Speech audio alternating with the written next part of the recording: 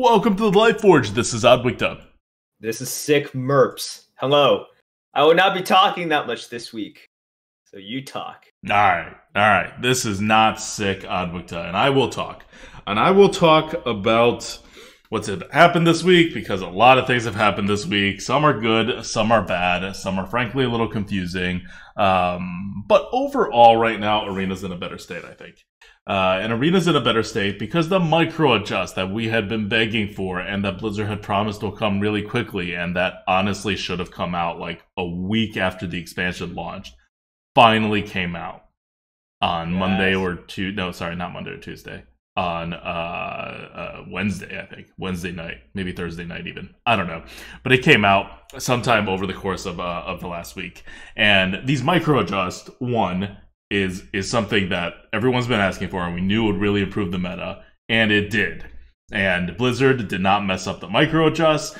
Like, if you remember a time before buckets, Blizzard almost never messed up the microadjusts. Once buckets came around, Blizzard got weird about microadjusts. It just wasn't working well with the bucket system, and so like you didn't know how well they do with a microadjust. But before buckets, Blizzard had microadjust down pretty well. And so we're finally seeing that come back now that there's no buckets, and they finally did the first ever microadjust without buckets as far as I know. So now the highest and lowest win rate class in the meta on HS Replay are like within 3 points apart or something ridiculous. I think Warrior is actually number one. Warrior and Mage did not get micro-adjusted. Druid, Paladin, and Hunter got micro-adjusted down. And as we know, anytime Hunter does even remotely well and it gets micro-adjusted down, it dies. So Hunter is in the very bottom now. And as you know, because we're playing Hunter this week, Blizzard had to do the micro-adjust this week. So Hunter went from the best class to the worst class. It was guaranteed. You are welcome, guys. We had to sacrifice our record for you guys to get micro adjusts. So Warriors are at 52.3%, Hunters are at 48.2%. You can't ask for a more balanced meta class-wise. Like, class balance is as good as it's going to get. And that's great, right? Because you used to have 3 classes you really wanted to play, 2 classes that were like kind of okay, and then your remaining 4 classes were like, please don't touch me. And that just limited your options, and now you can play all of them. And more than that, even if you were playing those classes that were good, when you get to the top, you still only saw the same classes. So the things you're facing are also not terribly diverse. And we're in the era of lack of buckets. So on one hand, there's more diversity within a build. So if you want to do like a slower card advantage build, you can't do it as well because you don't have buckets. So you're going to have more variance there. But on the other hand, in terms of like big strategies, every class does the same thing because it's mostly by offering odds. Like you can't go too much in any direction. Whereas before you could really construct your deck better because of the buckets. So anyway, in this bucketless world we've been in for 2 months, there's been a little bit of a limited diversity, and now at least the class diversity is back, and it's good.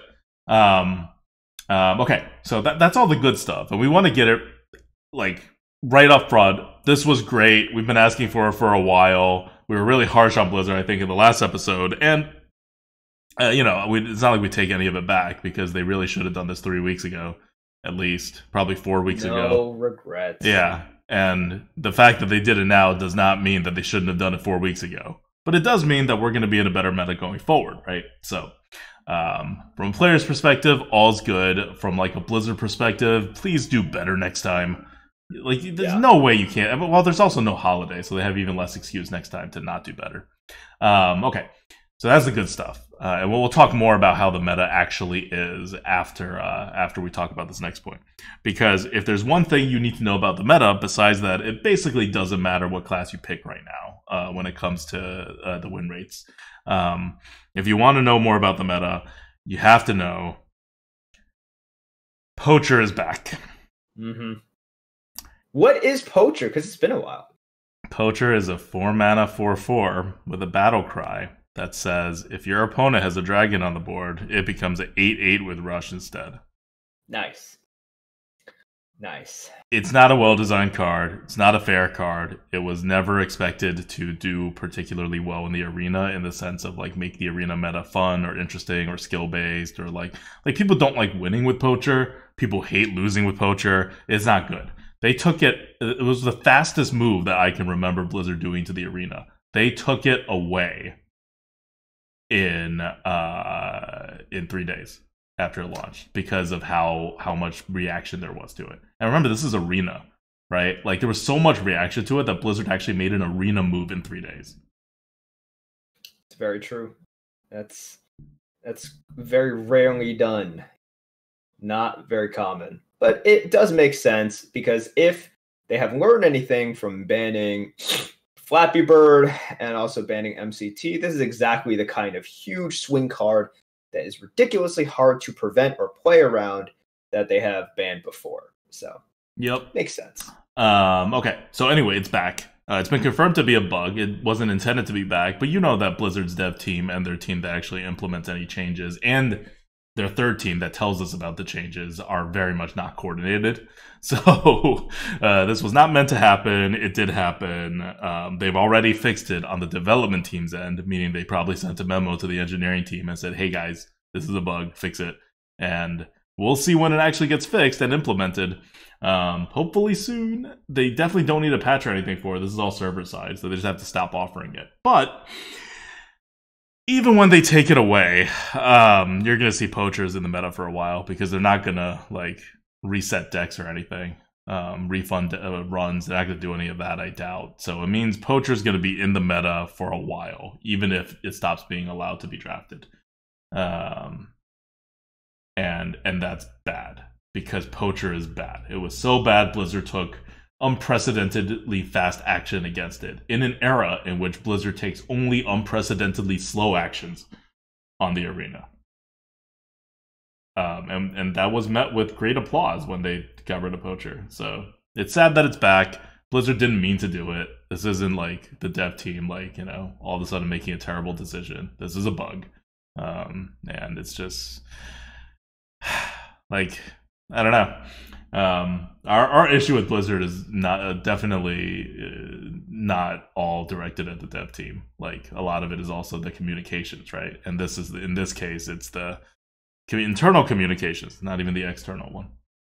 Okay, so what does that mean for the meta?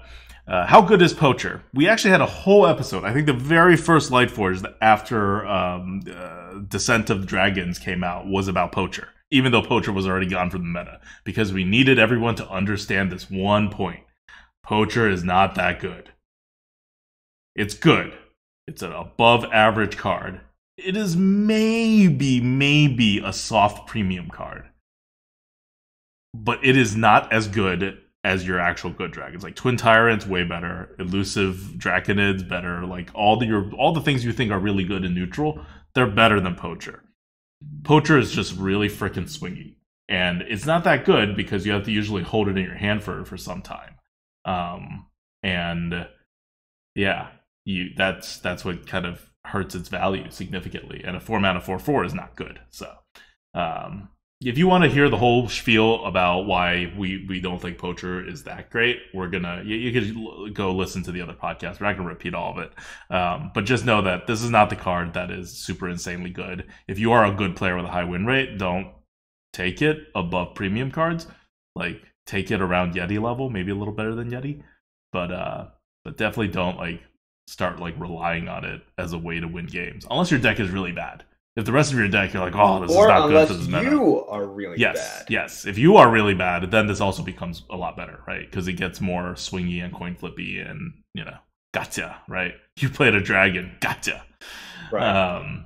So, yeah. So, that's the thing. And I think there's a lot of confirmation bias, right? A lot of people see, look, you're almost never going to see Poacher being played as a 4/4. So, I think a lot of people are just like, wait. It wins the game every time I see it. It's like, well, yeah, because people are holding on to it, right?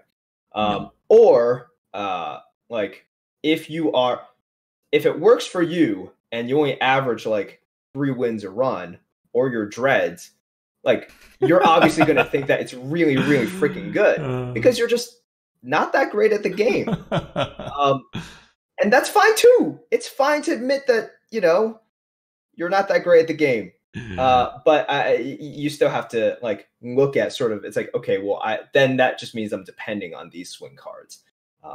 So that's it. Yep. That's the analysis. We've said this before. Yep. It's and it's really okay. So once again, I think we both agree it should definitely get banned. Like cards like this are not fun, and they're not skill testing at all, right? Yeah. Like they don't the skills and okay, you can't say a card is zero skill test, but it's not a good skill to test, and it's not a rewarding skill that you're testing. It's like, do I draft a dragon? Do I not play any dragon? No.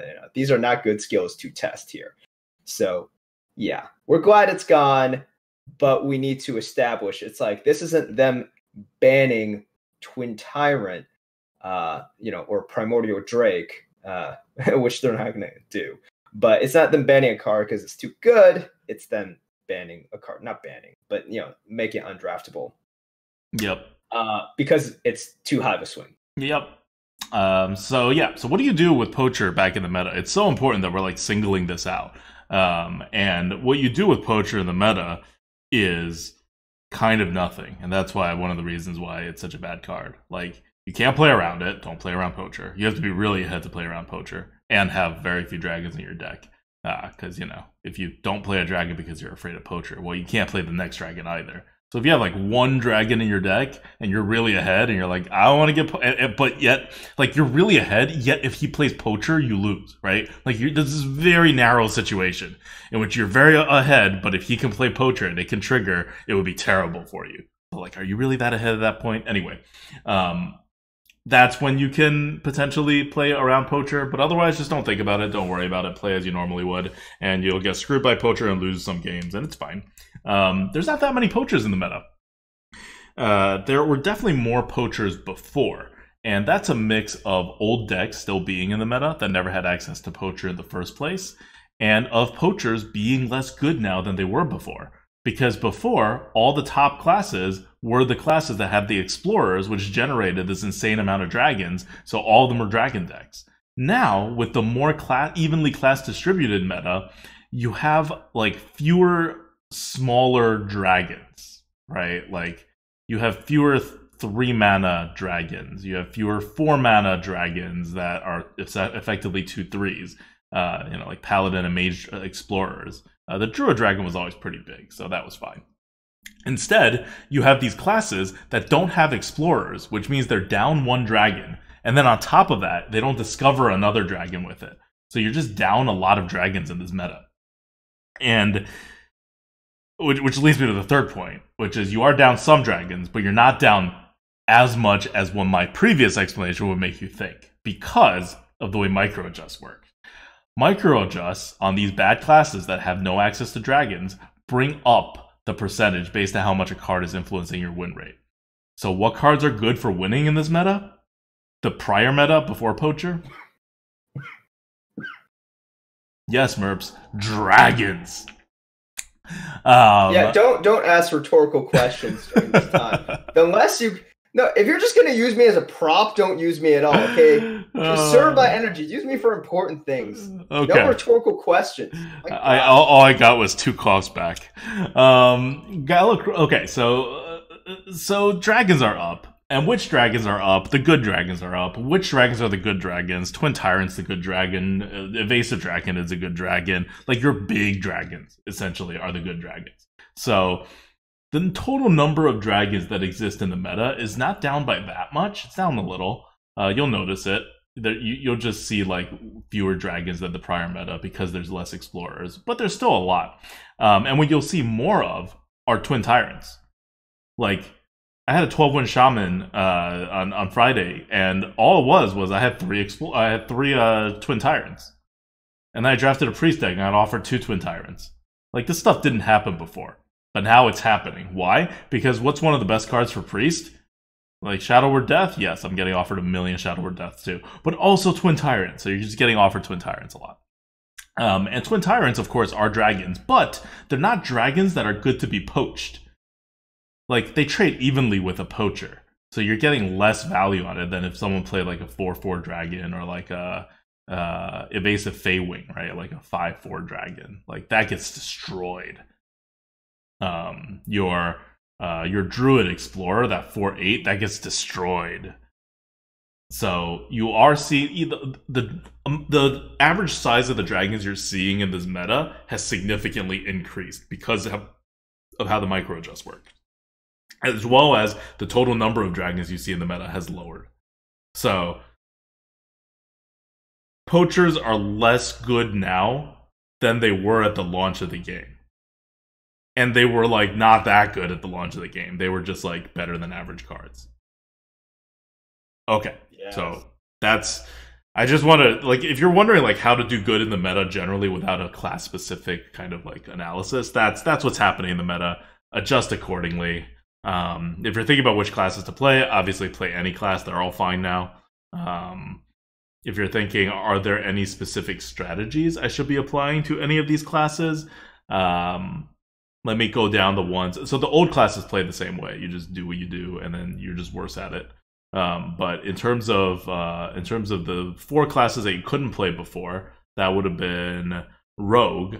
You play Rogue the way you normally play Rogue. Rogue doesn't have any dragons. They don't have any dragon synergies. Their new cards are not good. Just play a normal Rogue. You'll be fine. Normal Rogue is back. Like classic Rogue.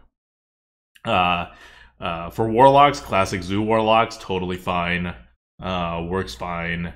You could you still have like a lot of board clears and stuff to avoid the swings, and you now have just higher quality stuff. So all fine.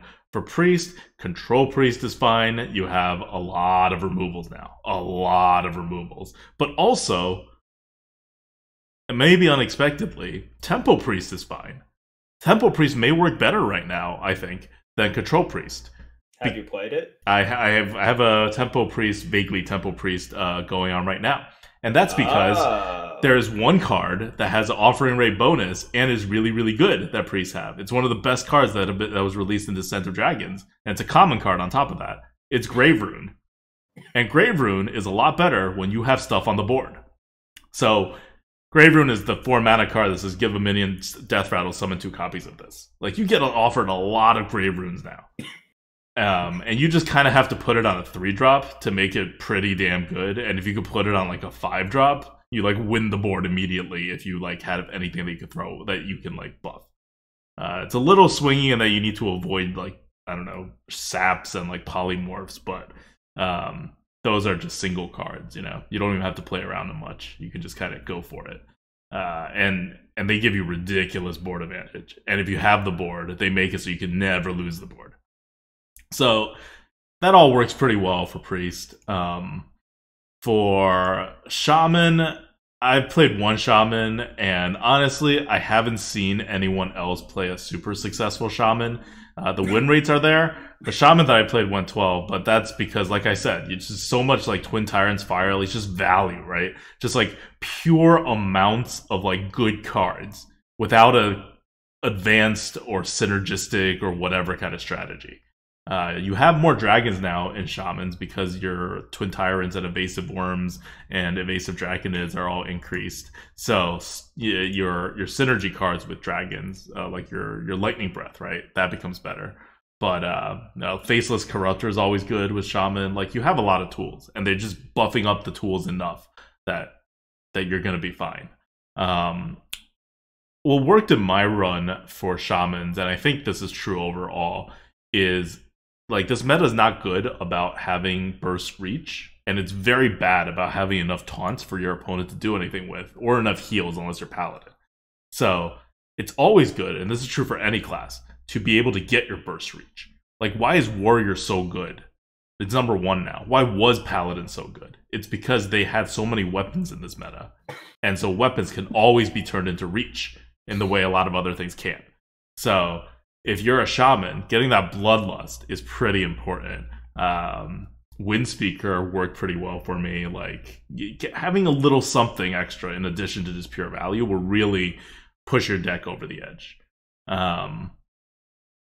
Curve is still important. If you have enough removals with one of these like previously bad classes that got buffed up so much in value, and you have some kind of taunt, board clear, and heal, which you're really unlikely to get unless you are priest, because you already have the heal baked in. Then you can like maybe skip 2 drops or be low on 2s, but you can't skip 3s, you can't skip 4s. Like, get your curve. And it's not easy to get your curve in this meta because there's no more buckets. So, like, figuring out how to get your curve and be okay is still one of the top skills in this meta, as it was before the micro adjusts.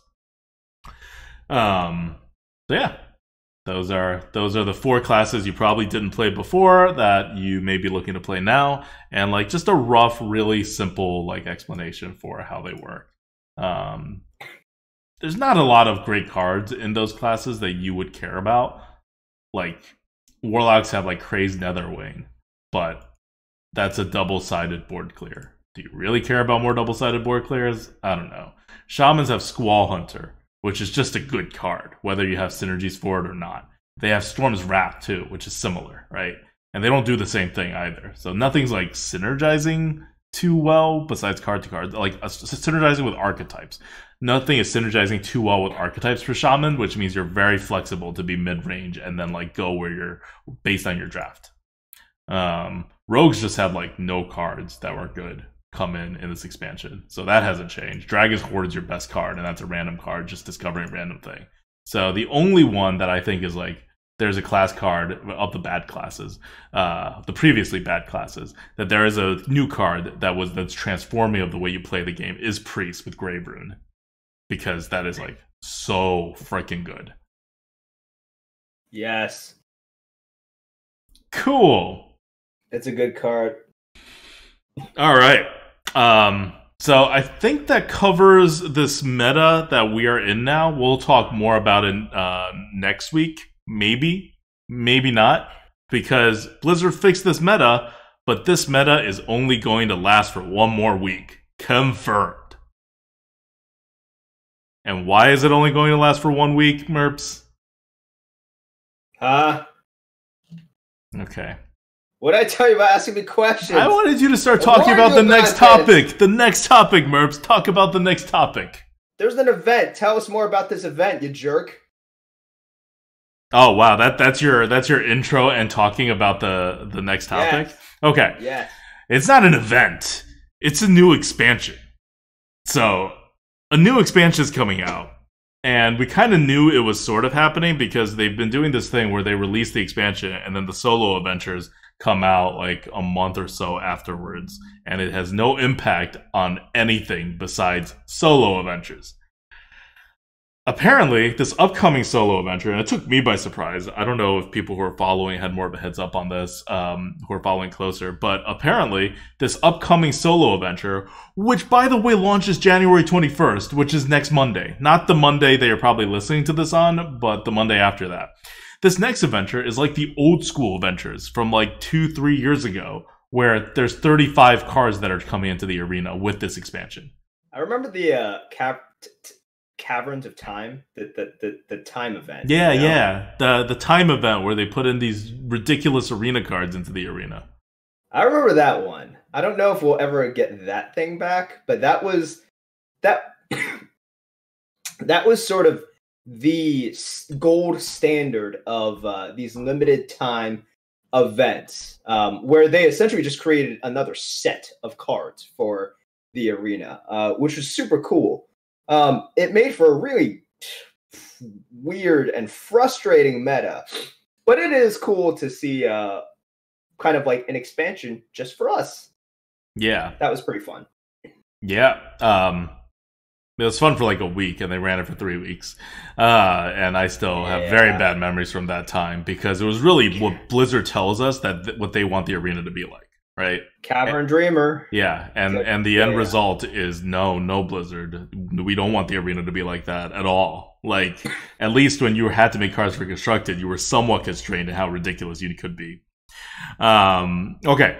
So this new expansion is not an arena-only expansion. It's an everything expansion. It'll be in Constructed. It'll be in everything. You get cards, and there's going to be 35 cards. They announced 4 of it so far. But the important thing is, if you remember the old expansions, they release week by week. That means there's a different meta every single week. So this one is going to have a total of 4 weeks, I believe. Is that right? I'm pretty sure it's going to have a total of 4 weeks. And that means you're going to have 4 different metas. By our math, the very last week will start is sometime in like the early middle-ish of February. I don't have the exact date, but that is about the same time that we had expected the wild rotation to hit. So I think at the end of this expansion release, and I'm calling it an expansion release because it really is an expansion for purposes of the arena. At the end of this expansion release, we will have the wild rotation come in with the very last set of cards. Before that, there will be 3 separate weeks, each week having a different arena meta. That means we have an arena meta this week that has been micro-adjusted, right? And it's all nice and it's all good, except for the poacher. And that's only going to last a week and a half. After that, we're going to have 1 exact week of whatever this meta is, plus the expansion cards for that week, which I think is going to be 8 cards, maybe like 11 cards for the first week. And then without any more micro adjustments, because it's really kind of pointless to do micro adjusts after that, because they're going to keep adding cards and changing the meta. They're going to have another expansion, so the week after that is going to have 8 more cards, and then the week after that is going to have 8 more cards, and then the week after that, / going forward for the next 2 months, we'll have 8 more cards plus a rotation. So if you're thinking of like, oh, we finally had a micro adjust, I'm going to get real good at this meta, it's not going to last you for too long. Like, nope. I think adding 11 cards isn't going to like super change the meta, especially without buckets. So you're only going to get a certain amount. And I don't even know how offering odds bonus is going to work. I think our standard, like we're going to assume when we do the calculations in the Lightforge tier list algorithm, we're going to assume that the new cards are getting the offering bonus, but that the old set is also still getting the offering bonus until it's shown otherwise, and then we'll switch if that happens. Anyway, it's just not going to change the meta too much because there's just a few number of cards coming out at any one point. So the meta will slowly change. And then when it's almost fully changed, it's going to actually super change because the rotation is in and they're going to kick out all the sets and bring in new sets. Any comments? No. Should we go over the cards? Yeah, let's go over the cards. And then I'll tell you about my predictions for the meta. Oh. Based on what? Your predictive powers? Yeah, my powers of foresight. Okay. You introduce the cards and I will say something about them. I don't promise it will be very long, but I will say something. What? Oh, I thought you have the cards in front of you. I don't have the cards in front of me. Oh, I'm introducing the cards? Fine. I do have them in front of me. Oh my gosh. Making me work so much. All right. Here are the cards. So if you guys are curious, Blizzard introduced these cards in a blog post. The event is called Galakrond's Awakening. The expansion. Stop calling it an event. It's an expansion. All right. So the first card is Dark Prophecy. Priest, rare spell. For 3 mana, discover a 2-cost minion, summon it, and give it +3 health. Not bad. Okay, so running down the stats. If you discover a 3/2 minion, then you have a 3/5. If you discover a 2/3 minion, then you have a 2/6. Both of those are stats you can't get on a normal 3-mana minion. Now, you're discovering, so chances are one of your 3 choices are going to be a 3/2 or a 2/3. If for some reason it's not, and you have to settle for like a 2/2, then you only get a 2/3. Which is what you should normally expect for 3 mana anyway. I'm sorry, a 2/5, which is what you would normally expect for 3 mana anyway. So, it's just kind of a really good card. And that's not to mention what the actual like ability on the card is, right? So it's just a very good card. And if you're getting it in the late game, and you don't really want a 3-drop, you prefer something better, you can select based on the ability of the card. Right, so it's just very flexible, very good, and the RNG is tampered down a little by the Discover effect. Yeah, even the worst case scenario, which is like worst case scenario, where if you only get a 2/2, 2/5s for 3 mana have been very decent in the arena, and that's when you get pretty unlucky. I don't have the exact sort of. You have to get super unlucky to not get a 3/2 or 2/3 and 3 choices. in which your best case scenario, or it'll be a 2/2 with an ability, right? Of which there are quite a few good ones. So you're going to be really unlucky if all you get is a 2/2 without any ability. So it's just a good card. It's just a good card, and it will certainly help the tempo style that I know you love playing so much. Mm-hmm. All right, on to the next one. The next card is a Paladin Minion. All right. It is a 2-mana 2/2 mech common card with Reborn. So it's like a shielded mini inverse. It's like an inverse shielded mini bot. It's good. What more needs to be said? I mean, solid 2-drop.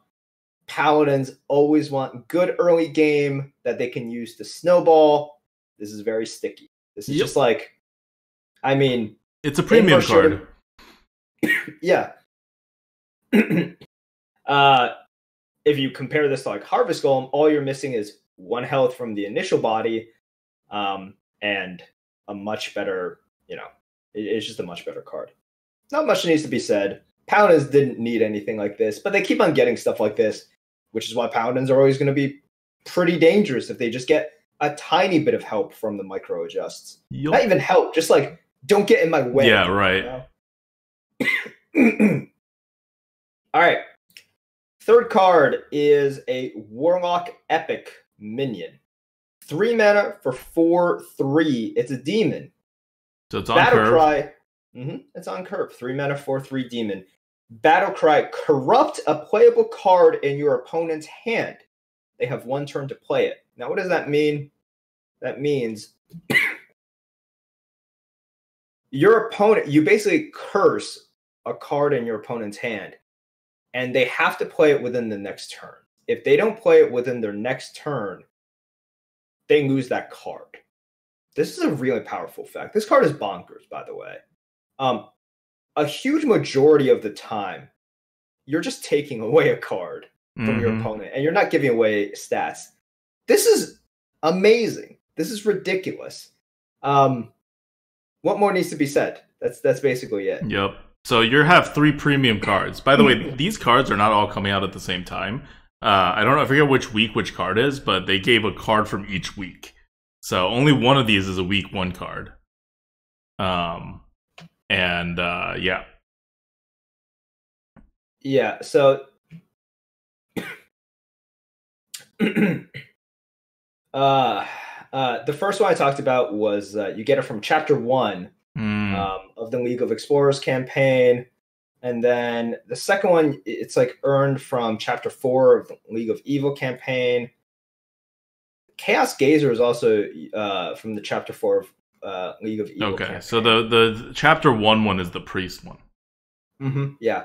Okay.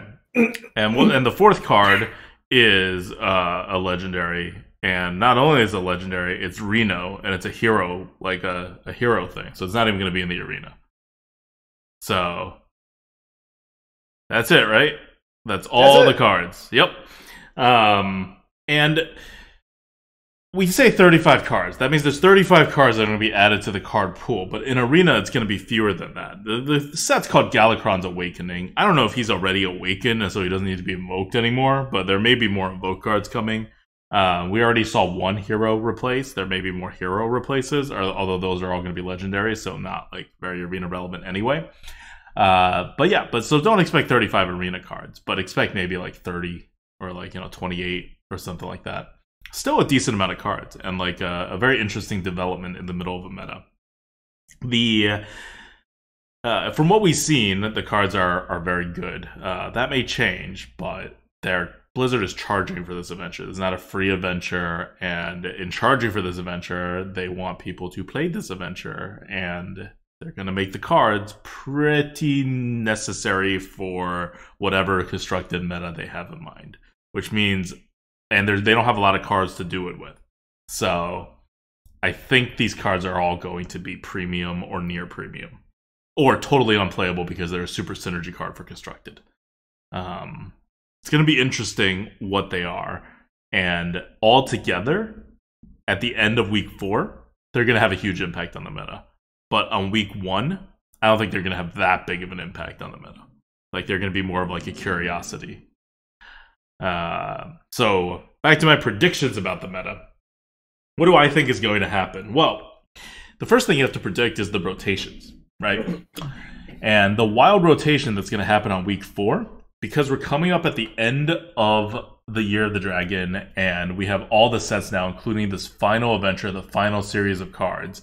Now, with all this information, I kind of figured out why they haven't brought back any of the, like, Rise of Shadows before this. Like, Rise of Shadows existed for, like, its period, right? Its 2 rotation period until Saviors of Oldhim came out. And then we never saw Rise of Shadows again.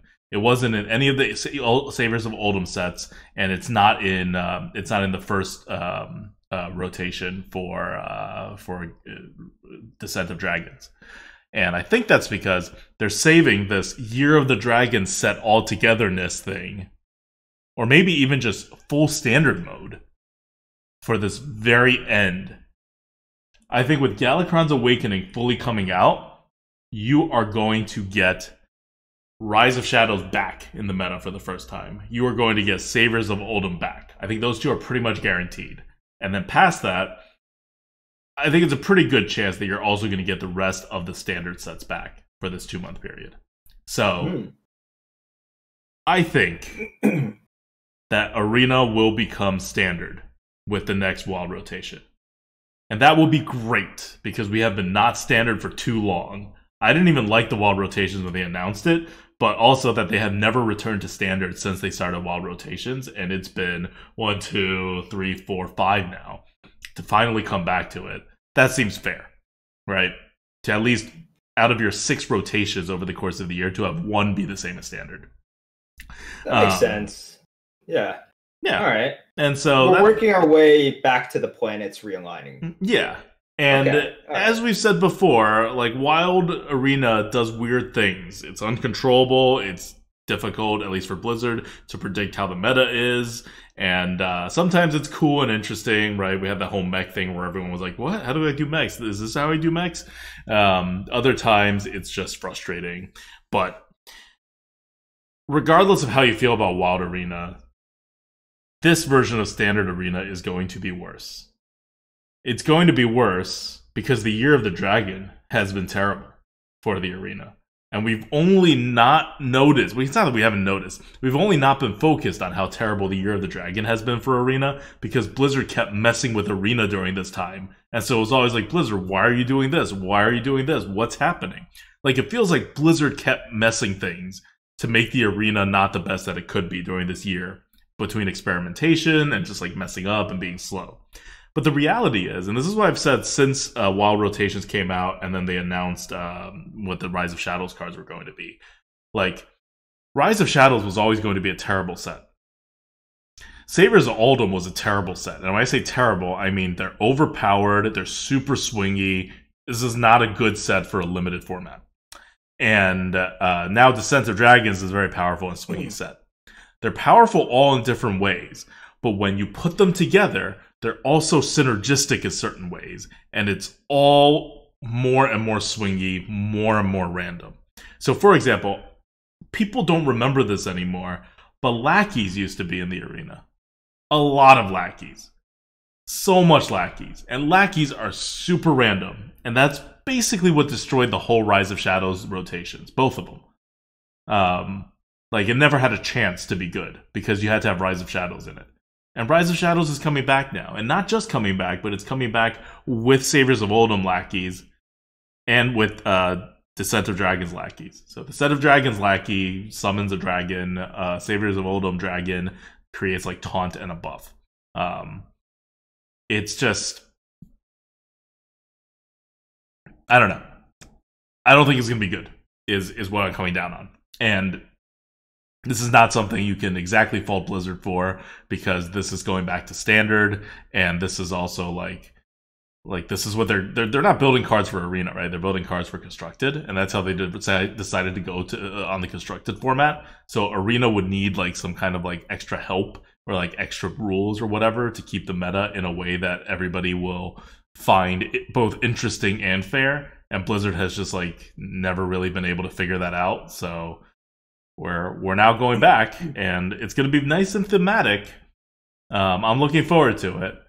But if you think the meta's been bad up to this point, I think the meta will be... I'm hoping Blizzard will hit the microadjust button faster, so at least all the classes will be playable. But the overall swinginess of the meta and all of that will not be better. It will be worse. Because Descent of Dragons is also still in the meta. Right? Rise of Shadows is back. Saviors of Oldhim is back. On the bright side, if it truly is standard, then you are also getting all 3 of the previous year's sets back. And those sets are very nice. Those sets were like pretty balanced, not a lot of swings, but I don't think anything saves the combination of Saviors of Oldhim, Rise of Shadows, and Descent of Dragons. I agree. All right.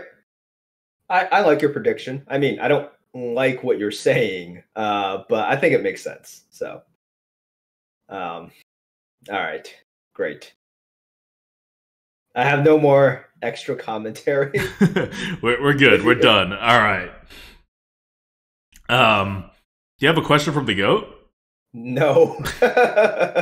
Not going to sugarcoat it. I do not. You can ask yourself. I can ask myself a question. Okay, let me ask you a question, Erps. No. Okay. Yeah. It is 2020 now, and rather than looking forward to what you will do in 2020, like we did last week, why don't we focus on what we have already accomplished in the 12 days of 2020? How has 2020 been for you, Merps? It's been terrible. I've coughed a lot. I am so sick. I am so sick. Natasha's also so sick. So there's just 2 people really sick. And I've made like grand plans for 2020. I was like, oh man, I found a new like great workout plan. Start my diet and everything. No. I can't. I'm literally just dying. So that has not happened. I haven't gone to the gym. I haven't done anything. I'm not working. I'm just staying at home dying and eating frozen pizzas, which taste really good because I mean, let's face it, frozen pizzas are the bomb. Wait, so you're sick, but you can taste stuff? Huh? Yeah, I can taste. I mean, you never lose all of your taste. I lose most of my taste. No, but you don't lose all of your taste. Come on. Like, okay, if you're sick, pizza is still going to taste different from like a cardboard box, you know? Barely. Yes. No, don't exaggerate like that. Yes. I don't know. My taste buds don't feel the same when I'm sick. No. You can't. No. Don't do that. No. I think I would still eat the pizza because I'm fat, but I don't think it's anywhere near as enjoyable. Like when I'm sick, I order like very healthy food, not because I want to be healthy because I don't really care about that much, but because it's all the same anyway. So I might as well be healthy. Like that's I definitely know that's what I do every time I'm sick because I've had unhealthy food when I'm sick and it makes me feel worse physically because it's unhealthy food. But more importantly, it doesn't give me the same pleasure at all, not even close. Well, I know when you're sick, you see it as a great opportunity to lose some weight. So it's true. But okay, so 2020 has kicked off to be a very slow and unproductive year for Erps. I, on the other hand, have been super productive in 2020 on a personal front with the house hunting. We have now seen every single house in Charlotte that is a new construction. We're focused on new constructions, so we've seen all of that. We've seen some like remodeled homes as well, but I think brand new really likes new construction. And okay, by a total coincidence, and I say this because I think there's no way that he's actually listening to this, but we were just randomly at an open house and we found a realtor, and it happened to be the guy who produced one of Brand New's records. Like the band Brand New, that Brand New is named after, and that we started I was about to say, I was like, she made a record? No. What? Brand New, the band, which is like this like rock band. They're not big, but they're not like unknown either. And me and Brand New both really like the band. It's one of my favorite bands of all times. It is her favorite band of all time. And when we were quote unquote met on the internet, we were talking about that for a while before we met in person. So it's a very special band to us. And you emo kids, yeah. And when that was it's her username on Twitch from before she knew me. But yeah, and this guy was the one of the credits for the production of my favorite album from Brand New. It's Deja and Tandu. So he's a realtor now, and so we're actually going around and looking at houses with him and his wife. So that's been very interesting. And having seen all the new construction in Charlotte, we are waiting for more to come on the market because nothing's fit exactly so far. So I think it's been productive. We've seen 30-something houses so far in the 2020. So hopefully by the time we have a Lightforge at the end of June, which is when my lease here ends, we will have already moved into another new house. I know you guys see me moving a lot. So that may happen, and then it will hopefully. You're just making sure Got Box always has a use. Yeah, once we've created Got Box, it's I don't want to make a new emote to replace it. That's so much work, right? So we just got to keep moving. Got to keep moving. Got to make sure that it's relevant. I'm sure you factored it in. It's well, we could stay here, but then we need to get a new emote. And a new emote costs so much more than a new house. So I know. That's an easy decision. Easy. All right. Question from the GOAT is brought to you by our patrons, patreon.com/grinandgo. Thank you guys so much for supporting us throughout the years, and to our new patrons as well. We'll give a proper shout out next time. I've literally spent more hours looking at houses than not looking at houses in the last 48 hours, and I've just been scrambling to exist as a person. So we'll have a more proper coverage of our patron thanks next week. Just know, if you have ever contributed to this channel monetarily, a small portion of that money is going to help Wcta buy a house, and a small portion of that money has already helped Erps buy his house or pay off his mortgage. So we thank you for that. Very small portion. Yes, but thank you guys. All right. Thank you guys so much. Enjoy the new meta.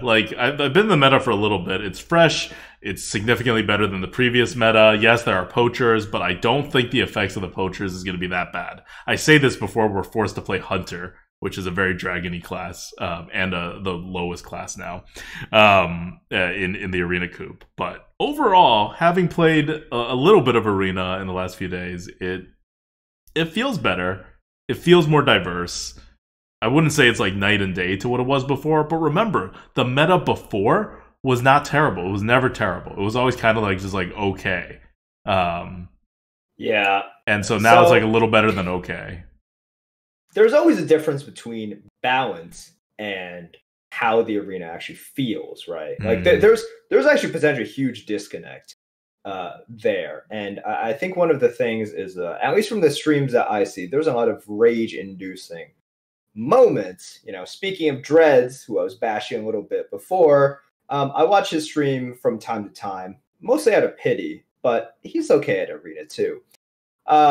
He's been pretty frustrated because of the fact that Poacher's been back, and I've seen some other streams as well. And it's really the same feeling as well. No one wants to get hit by poachers. I know Boozer got hit by 9 poachers in one run. He's just I'm done. I'm absolutely done. It's very frustrating. So it can be perfectly balanced, right? I think the perfect example is sort of an exact 50% win rate meta, in which at the beginning of every game, literally there is a coin being flipped to determine who wins. Yeah, whoever gets the coin wins the game. Oh.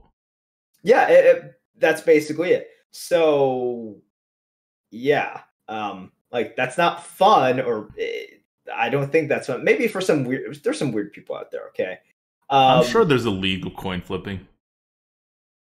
Yeah, probably. There's also You know what? I'm pretty sure there is. I'm pretty sure that there is somehow. The internet and people never cease to amaze me. So there is a difference there. So good job on balance, Blizzard, but there's also a huge disconnect there. So we'll see how that turns out. Yeah. Yeah. I mean, honestly, I feel like with this micro adjust, it's obviously not the same thing. I totally agree with what Erps is saying, that there is a disconnect between how good the meta feels, especially with Poacher around, and like how balanced the meta is. But the balance does help the feeling. Or maybe I'm just someone who's really sensitive to that stuff, but the meta feels significantly better to me than it did before. And before, it was still okay. We bashed Blizzard a lot more because it was like such an easy step to take, and they just went to vacation for 3 weeks. Or some parts of Blizzard went to vacation for 3 weeks, right? Like something in their timing did not work out for getting these micro adjusts out. Less that like without the micro adjust, the arena was unplayable. But there were always high swings, and the swings are. Like I said before, I think the swings are higher with Poacher on the board, but they're slower overall on the card advantage side because you have less explorers. So overall, the swing in the game, I don't think it's increased. I think it's decreased with the patch. It just like feels potentially worse when you get Poacher than when you lose card advantage because your opponents played a whole bunch of dragons in the series or ended up discovering a Dragon Queen Alexstrasza. So at least from my limited sample size, Arena has felt a little less volatile. But I also hear the exact opposite. Like, it's about how much you care about card advantage swings. And I care a lot about card advantage swings, because one of the ways you win the game is card advantage. But I do know a lot of players who care much less about card advantage swings than tempo swings. And for those people, the fact that card advantage swings are being controlled a little bit better now, incidentally, it may not matter as much as the fact that your tempo swings are screwed more now, like a higher percentage chance. But I get screwed by card advantage swings all the time, so it's less noticeable. You have to really be on the watch out for it. But when you sit down and analyze why you lost a game or where you can start applying skill, you start realizing just how much you rely on the card advantage being relatively stable. And explorers are so unstable for card advantage. Okay. Anyway, that's it from us. Until next week, this is Wcta. This is Merps. Goodbye. Bye.